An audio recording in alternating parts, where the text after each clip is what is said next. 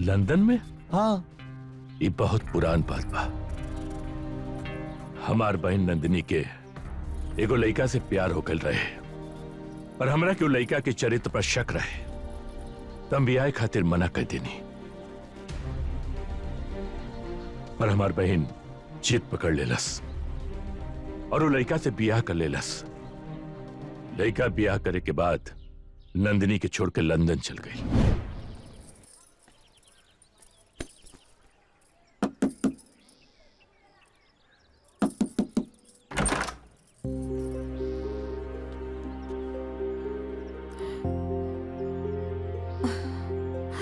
दीदी तू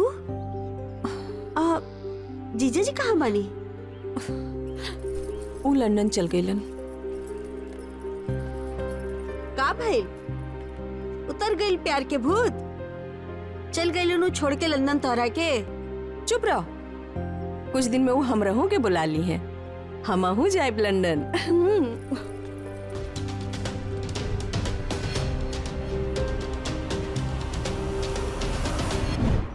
हमने भी नंदिनी के बहुत समझे नहीं, पर नंदिनी भी एक दिन हम सब के छोड़ के लंदन चल गए लड़का के पास।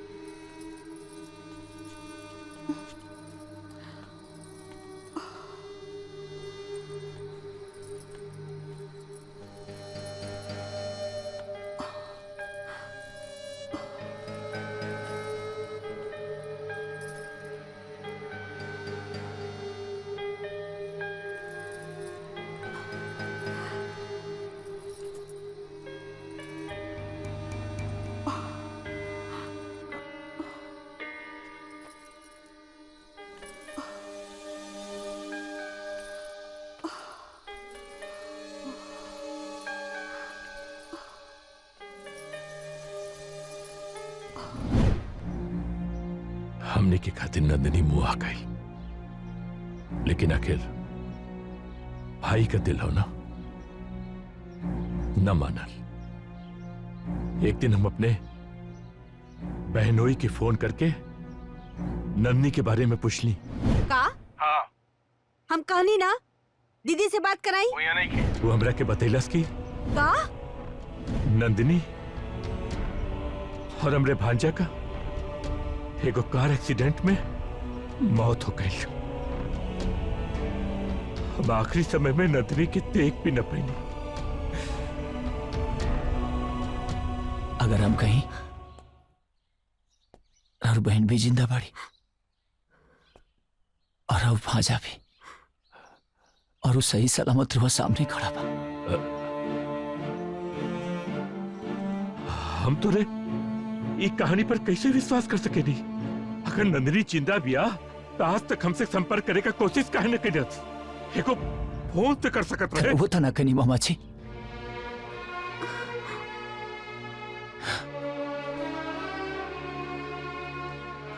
और अमर माई भी बहुत स्वाभिमानी भी है। रौरे खानी ऐसे कि उड़ावरे खून हिया। रोलन के छोड़ के गईला के वजह से आत्मगलानी में रोलन से वो बात तक ना कैलस। ना ना, हमरा के विश्वास नहीं के। विश्वास नहीं ना करो। हो विश्वास। ये देखिए, ये देखिए।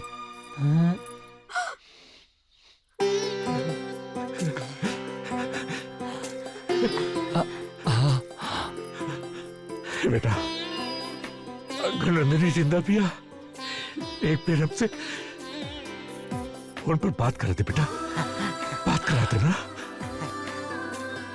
ना मामा जी, अब कौन बात ना, अब तो डायरेक्ट रोलन के लंदन लेके जा। डायरेक्ट लंदन सरप्राइज दे माई के।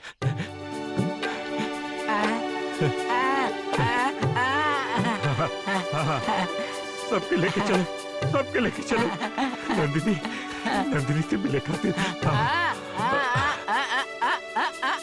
अच्छा अच्छा, सब बना लेंगे बेटा। लेके जा लेकर के उसकी आवाज पिया। जा बाबू। आई क्या बाबू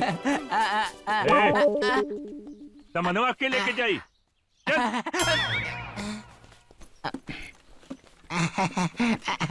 अरे सारा दुनिया जानेला कि इतना चिल्ला इंडिया ने होला।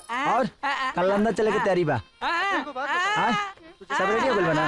हिरन मामा जी इतना सीरियस होके क्या देखा तनी? दबंग प्ले चैनल पर ना और भगवान एगो बहुत अच्छा भोजपुरी फिल्म आ रहल बा जेकर पूरा सिटिंग लंदन में भइल बा। वही देखत ही जाए के पहले लखा लखा। बढ़िया प्लेटफॉर्म बा जी। अरे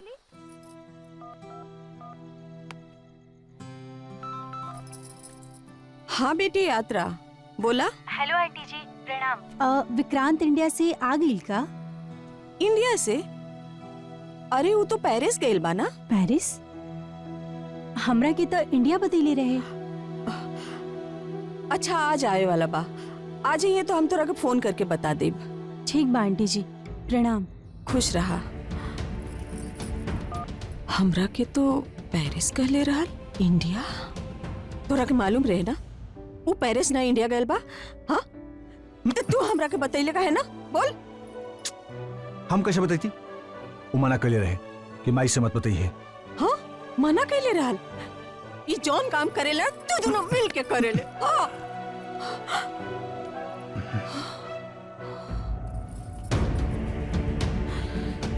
तू हमरा से झूठ बोले सीख गईले? हाँ अब चुप काहे बाड़े, बोल। तू इंडिया गए रहले? बोल बोल कहाँ गए रहले, बोल। अरे बोलत काहे नहीं के? नंदिनी नंदिनी नंदिनी नंदिनी नंदिनी।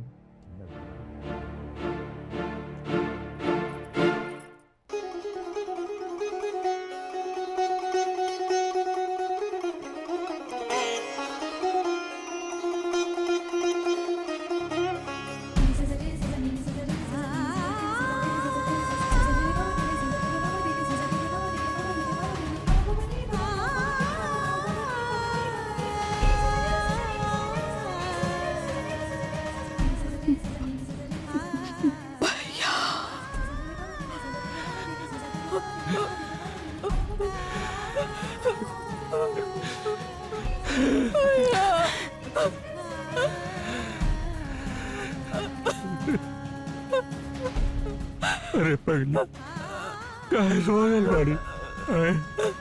आज तो खुशी का दिन है।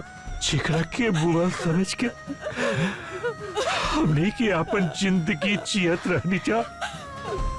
वो चिंता हमरे सामने खड़ी भी है। भैया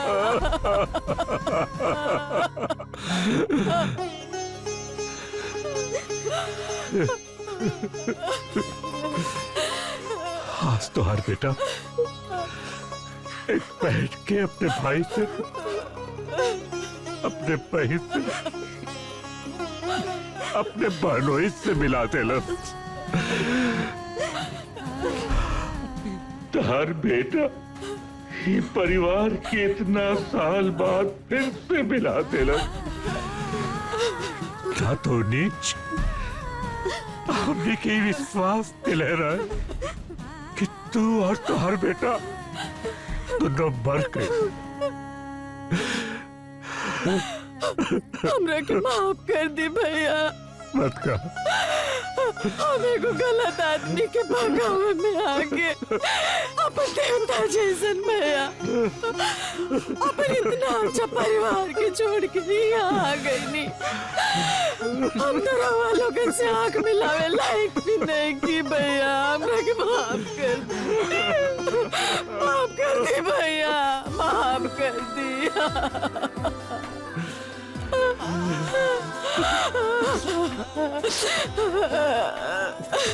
लाले पगली तुहार कुल गलती के तुहार बेटा धो देलस।